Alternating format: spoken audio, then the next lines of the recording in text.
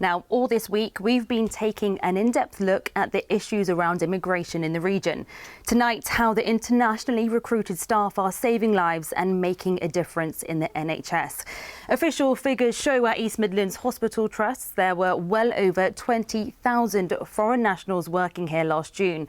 That figure has doubled in almost 4 years and now accounts for almost a quarter of the workforce. The NHS says they bring valuable skills, some of which are in short supply here in the UK. Our health correspondent Rob Sissons reports from one of our biggest trusts, Nottingham University Hospitals. Benjamin, a dietitian who specialises in diabetes. Last year, aged 27, he made a massive decision to leave home in Ghana and move to Nottingham to work for the NHS.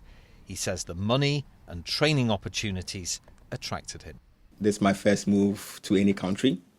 The UK is the first time I've travelled out of the country, out of Ghana. Did any part of you worry that your skills may be needed back in Ghana? There are lots of people who are actually in the space who are qualified and are also looking for opportunities like that.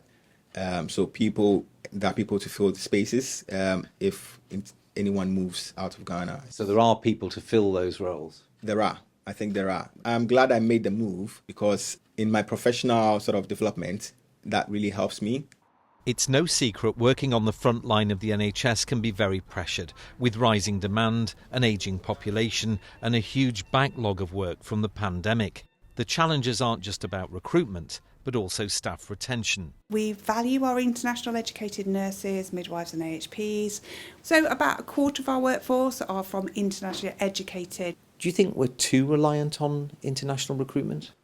I think international recruits bring a real diversity to our workforce. So I think it's really important that we do look at the international educated staff that we bring into the organisation, bring both their skills but also cultural differences. And it's really important that our workforce reflects our local communities and that we value that cultural difference. Jason has sought after skills. He's a radiographer. He came over from the Philippines last year. Nottingham's been a huge adjustment, not only for him, but also his wife and daughter, who now live in the city. At first, it's quite difficult to adjust here in the UK, especially because of the culture, the language, especially the weather. And that's where the pastoral team comes in. They support international recruits, helping them make friends where needed, sorting out practical problems and understanding local expressions. When they walk into the wards, we have patients that go, "Hey up me duck," and they look around and think, what on earth are they saying to me? And then we have to tell them, it means hello, and it's a Nottingham slang. Any other examples? So we've had a patient say to a colleague, "I want to spend a penny," and this this colleague was walking around looking for a penny to give the patient, not understanding exactly what they meant. The Trust says the internationally recruited workers make a fabulous contribution with highly valued skills in a diverse workforce. Well, Rob joins me now, and Rob, what we saw there was the big impact that the international workers actually make. Right now, the NHS couldn't cope without these workers, and they make up a sizable chunk of the workforce. This is actually something that's been going on for many years, ever since the NHS was founded. Let's hear from Unison.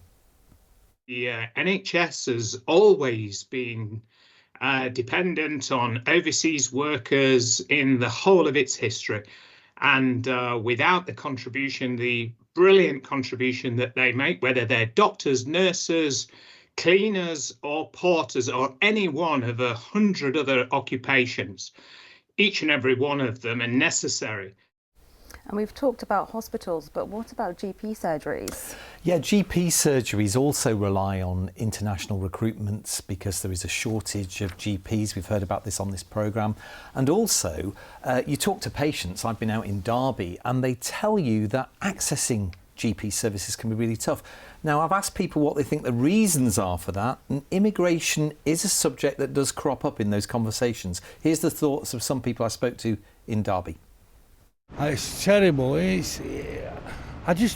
puts you off even trying. What do you think lies behind it? Well, immigration probably. It's the immigration and ageing population, I'd say for sure. I personally think that they've made too many cuts to the healthcare system and that frontline services like GPs are suffering because of it. I don't think immigration is a factor. Do you think immigration's a factor? Well, it could be, because the numbers has gone up. So yeah, it could be because the number of staff the GP had, what it used to be, now has gone down as compared to the number of people coming in. And what do doctors' leaders have to say about this? Well, interestingly, the British Medical Association says the main reason for the pressure on GP services is our ageing population. And I've been talking to a doctor's leader for Leicester, Leicestershire and Rutland, a GP at Glenfield, who says that is the pattern that they're seeing. Immigration is a minor factor, very much a minor factor. So the biggest problems is that we've got a shrinking GP workforce. We've lost significant numbers. We're losing practices are closing. We've got a massive increase in workload. We are seeing more and more patients who have got two or more conditions. The fact that people are living longer is a big factor, but also people are surviving. So people who would have died of conditions in the past now survive. And Monica, one important thing to say, there is a 10-year workforce plan. It was published by the NHS 2 years ago. It talks about increasing training places in the UK for training doctors and nurses, because the government argues we may not be able to rely on international recruitment in the future because of an unstable world, conflict. Who knows when there might be another pandemic. So they're all factors that say we do need to maybe increase our own training, and that is something that the government is endorsing going forward. Rob, really interesting. Thank you so much.